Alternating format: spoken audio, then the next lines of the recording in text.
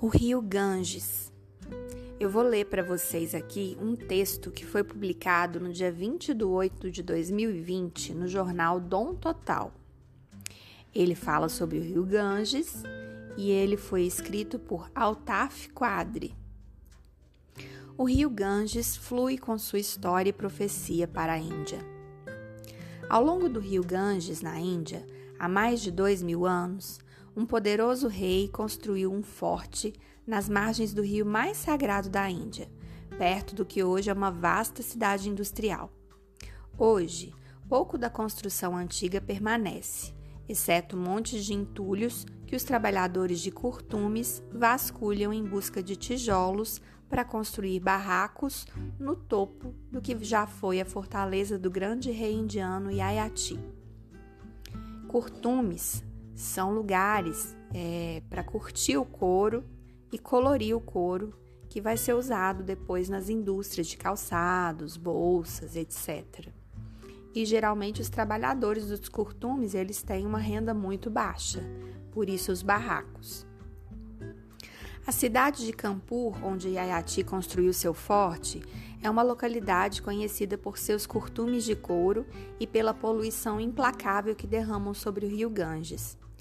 Claro, gente, se você vai construir um curtume perto de um rio, provavelmente toda a água que vem do processo de curtir o couro, de deixar o couro de molho, de colorir o couro, tudo isso vai fluir depois, se você não tiver um sistema de tratamento de esgoto muito eficiente, isso vai para o rio.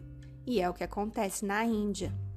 Os curtumes em volta do rio Ganges, eles derramam sobre o rio essas substâncias químicas todas que são utilizadas no processo de curtir o couro.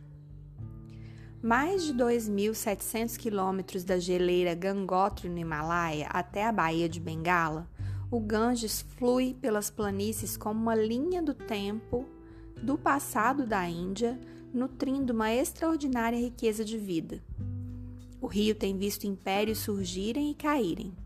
Também muitas guerras, incontáveis governantes, colonização britânica, independência e ascensão do nacionalismo hindu como movimento político.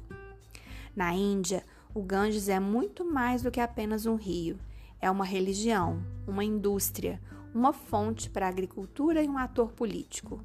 É uma fonte de água para milhões de pessoas e um imenso sistema séptico que suporta milhões de litros de esgoto bruto. Para os hindus, o Ganges é Gangamá, Mãe Ganges, e um centro de vida espiritual para mais de 1 bilhão de pessoas. Todos os anos, milhões de hindus fazem peregrinações aos templos e santuários ao longo de suas margens. Beber dele é um ato de esperança. Para muitos hindus, a vida ficaria incompleta se eles não se banhassem no rio pelo menos uma vez na vida para lavar seus pecados. Mas nem tudo é bom no Ganges. A poluição deixou grandes partes dele comprometidas e suas águas são perigosas para beber. Grupos de criminosos extraem areia ilegalmente de suas margens para alimentar o apetite implacável da Índia por concreto. Índia crescendo, né, gente? Como a gente já viu, necessidade de concreto. Barragens hidrelétricas ao longo dos afluentes do rio, necessárias para alimentar a economia crescente do país, enfureceram alguns hindus, que dizem que a santidade do rio foi vendida. E nos últimos 40 anos, a geleira Gangotri, fonte de quase metade da água do Ganges, tem recuado em um ritmo cada vez mais assustador, agora perdendo cerca de 22 metros por ano. Por milênios, o derretimento glacial de Gangotri garantiu que as planícies áridas recebessem água suficiente, mesmo durante os meses mais secos.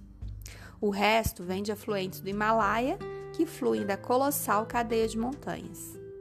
Conforme o Ganges corre pelas planícies, suas águas, antes limpas e ricas em minerais, começam a coletar os resíduos tóxicos de milhões de pessoas que dependem dele, tornando-se um dos rios mais poluídos do mundo. Milhões de litros de esgoto, junto com metais pesados, pesticidas agrícolas, corpos humanos e carcaças de animais são despejados no Ganges todos os dias.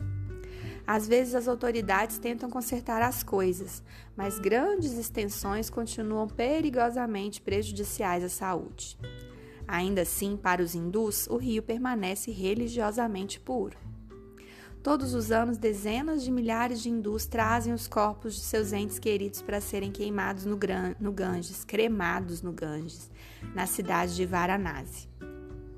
Um hindu que morre na cidade ou é cremado ao lado dela, também é libertado deste ciclo de nascimento até a morte. Depois de Varanasi, o Ganges continua sua jornada para o leste, através de campos agrícolas sem fim, à medida que se aproxima da costa, eventualmente dividindo-se em rios cada vez menores no grande deserto de seu delta. O maior rio, o Hooghly, segue para o sul em direção ao mar, passando por Calcutá, a maior cidade do leste da Índia. Outrora capital do Raj britânico, também conhecida também por ser o lar da Madre Teresa de Calcutá, hoje a metrópole abriga cerca de 15 milhões de pessoas. Eventualmente, suas águas se derramam e fluem até a Baía de Bengala.